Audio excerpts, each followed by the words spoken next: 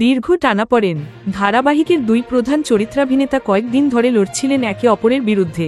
এমন ঘটনা বাংলা ধারাবাহিকের সেটে বেশ বিরল। সম্প্রতি অভিনেতা জিতু কমল ও দিতিপ্রিয়া রায়ের মধ্যে ভার্চুয়াল এই বিবাদ দেখে গেলেন দর্শক ও নেটাগরিকেরা।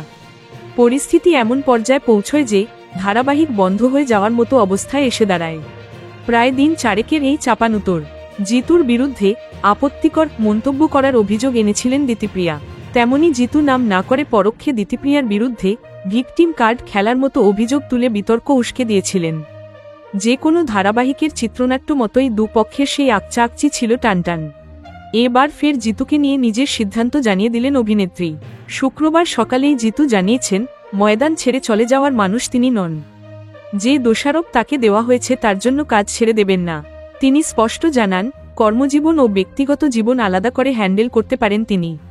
জিতুর এই হেন পোস্টের পরেই কি সিদ্ধান্ত বদলে নিলেন দিতিপ্রিয়া। তিনি ফেসবুকে লেখেন, প্রোডাকশন হাউসের সহযোগিতায় সহ অভিনেতার সঙ্গে ভুল বোঝাবুঝি মিটিয়ে নিলাম।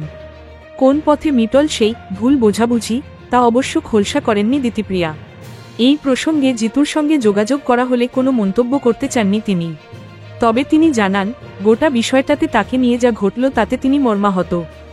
ভুল বোঝাবুঝি কি মিটল, তাহলে তিনি মর্মাহত এ কথা বললেন কেন? উত্তর মেলেনি।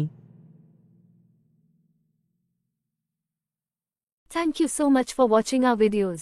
Please do like, share, and subscribe our channel.